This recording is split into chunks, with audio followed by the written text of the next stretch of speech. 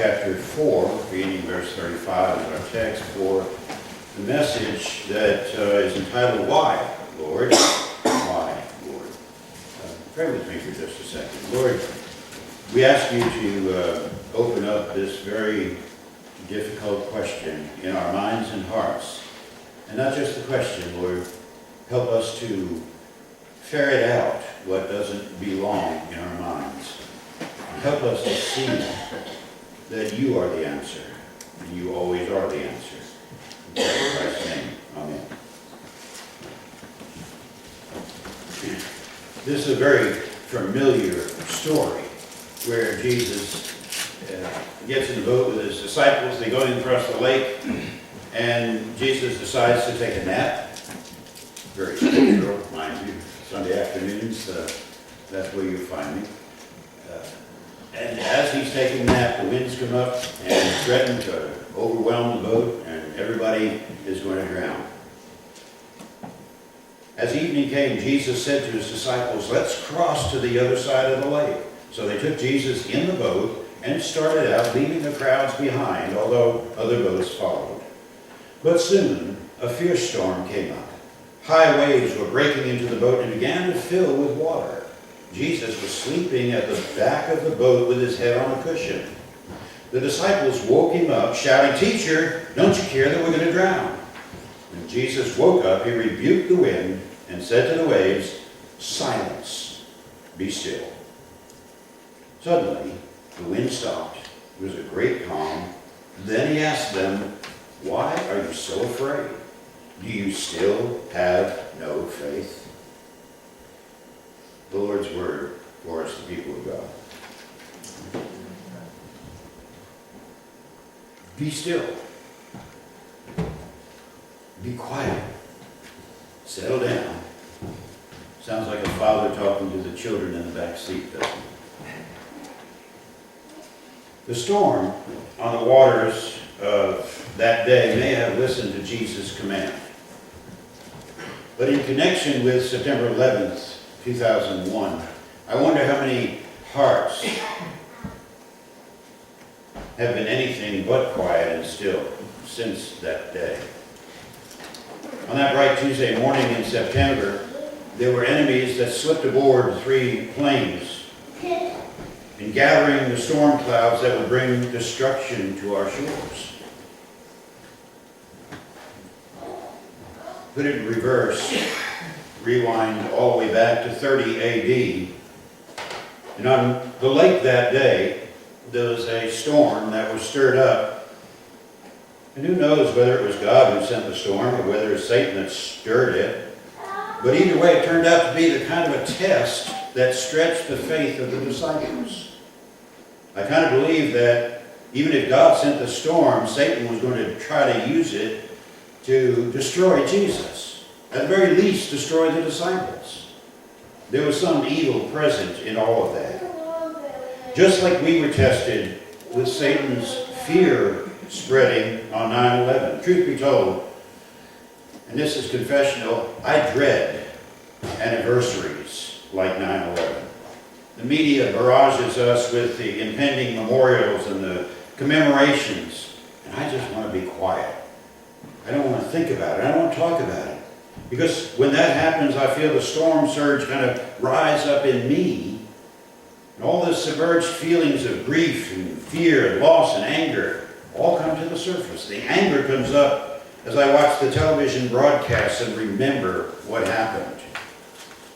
My anger is displaced not just because of those few people that got on the planes, but the ideology that drove them to get on those planes.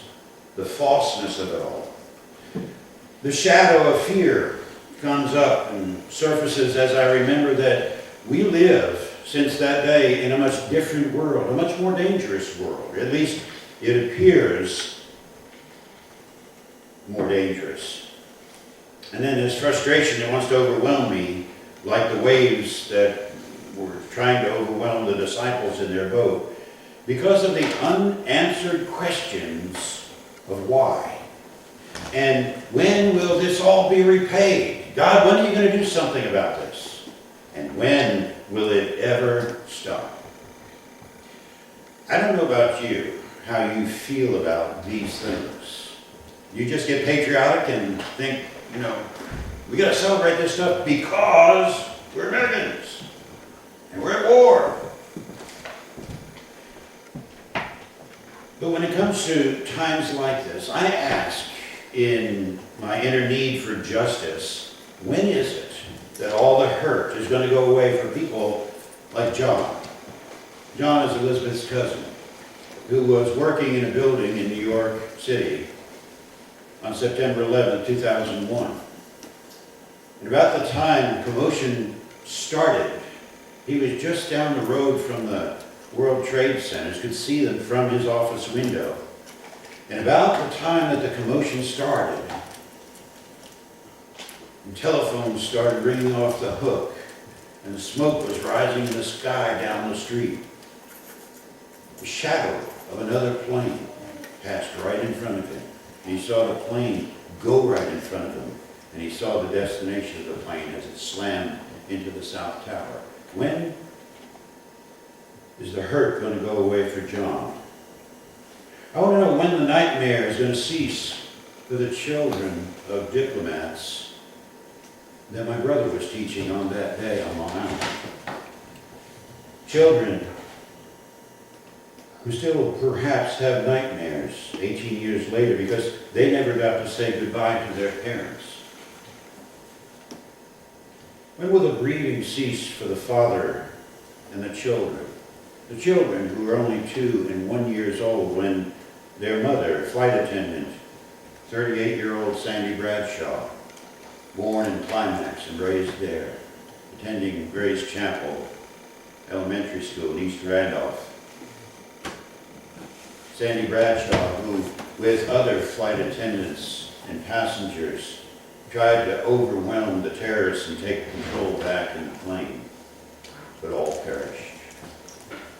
When are their children going to be able to cease their grieving?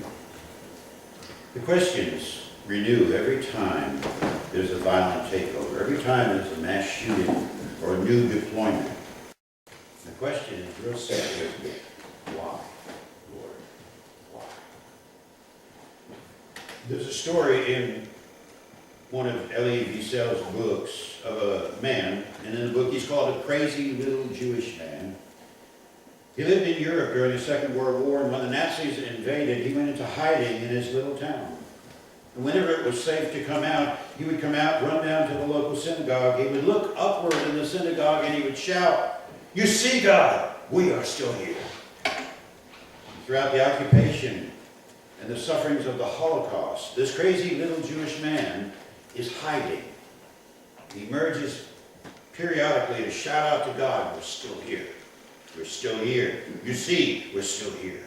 And finally, the man finds himself, because of the persecution, he finds himself alone, the last surviving Jew in his little village.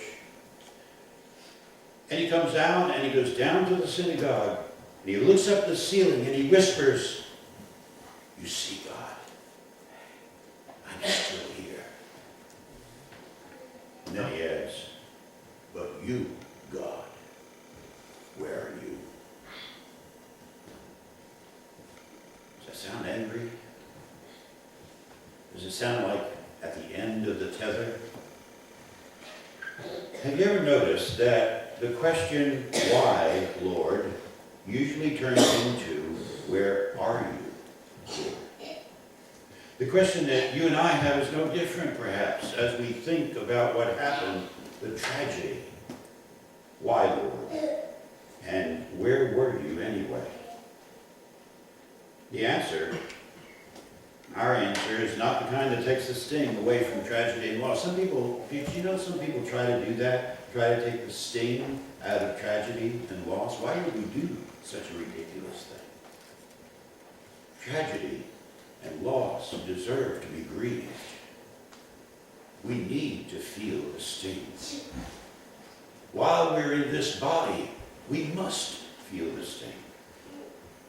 So the answer isn't the kind that takes the sting away from tragedy and loss. Our answer, though, is almost as perplexing as the evil deed that was done on that day and any other day that you choose in history. Where was God on September 11, 2001? And the answer comes back. God was in the same place he was when the ancient man Job got clobbered. Remember Job? Job would have made a wonderful capitalist American citizen, would he not? He was God-fearing, he was rich, he was respected, he was well-loved in his community. I think every Methodist church in the world would put him on the administrative council and chair of trustee board. But he was also Satan's target. Where was God while Job got clobbered? God was sitting on the sovereign throne of eternity, and he was watching. God was watching as marauding Sabaeans captured Job's servants and possessions and carried them off. God was watching as a lightning bolt took out his herds of sheep and shepherds, and Job became a pauper. God was watching as the Chaldeans killed all of his servants and stole his camels. And God was watching as Job's sons and daughters and their family were having a family meal together, a party. And a twister came through and demolished the house, killing every one of them. God was in heaven watching. Like you and I watched the account of those planes slamming into the towers. God was in heaven watching. Where was God? God was in the same place when his own son, Jesus, hung on the cross, watching. God was in the same place when Jesus died. God was in the same place when they took his lifeless body off the cross and carried it to a borrowed tomb and laid that stone cold, dead corpse in the hollow of the rock. God was in heaven watching. On September 11th, God was in heaven watching. And sooner or later, tragedy, if it does anything, brings us back to our ground zero.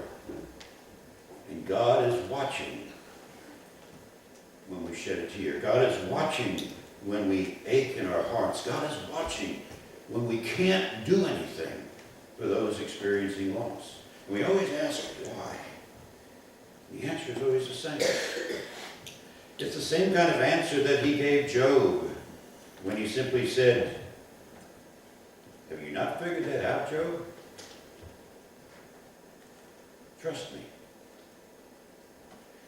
It's the same answer that he gave to Elijah. "You think I don't have anybody left? I do have a remnant, thank you." God answered Paul, who said, "I can't bear this thorn in my flesh. Do something about it."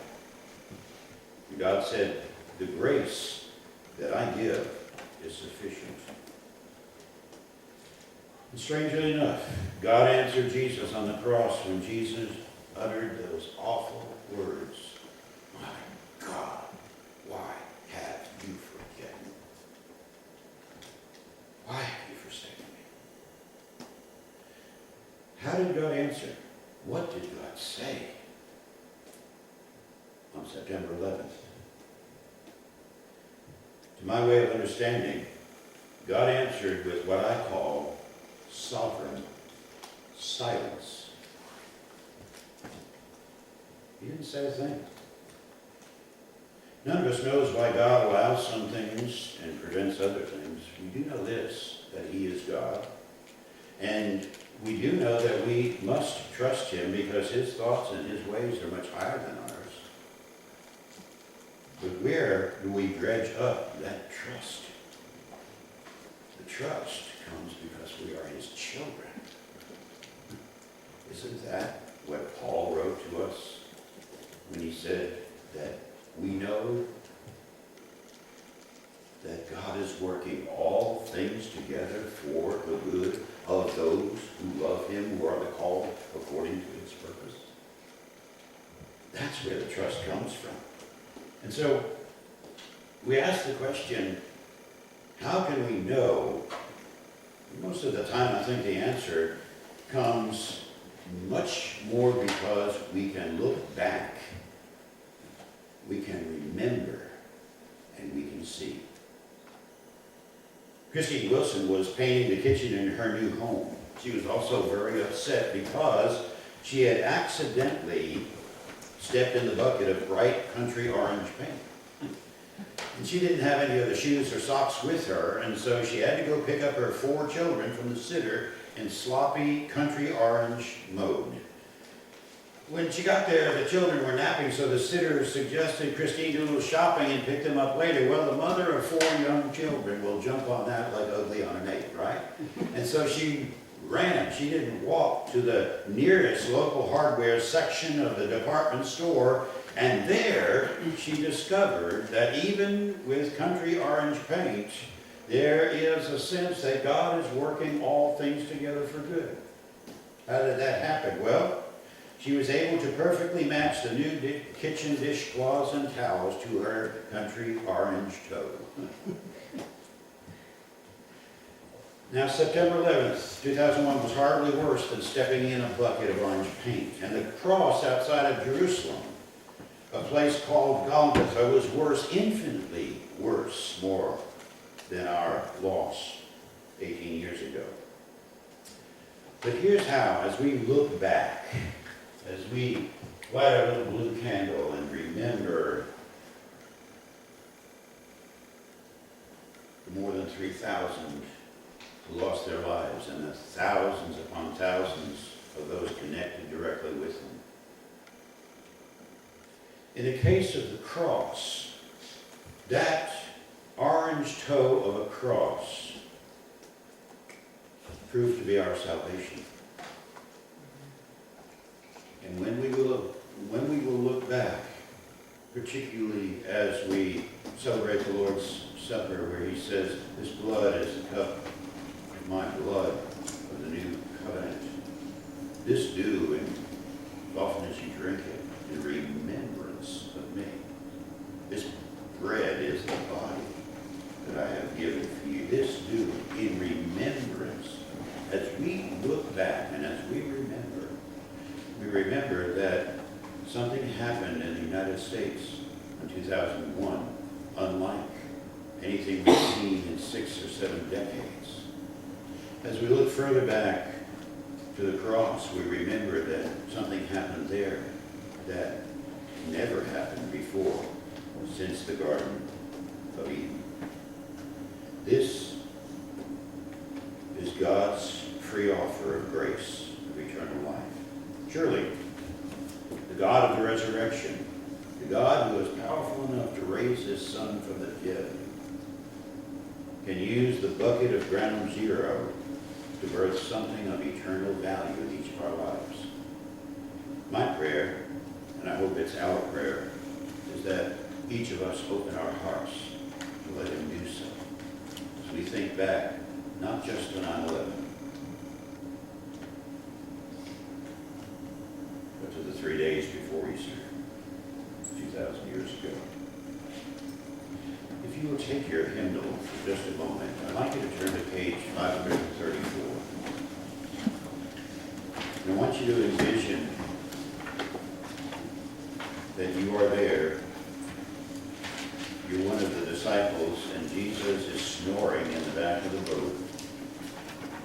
And you think that your life is over because the waves are about to swamp the boat. Look at the second verse of that hymn, where it says, "Be still, my soul." It's on the right-hand part of the page that spills over to the right-hand side. Look at the second verse. What does it say there? "Be still, my soul. The waves and winds still know the Christ who ruled them while he dwelt below." Where was he? Why, Lord? The answer is still Jesus. And always will be. Let's stand together as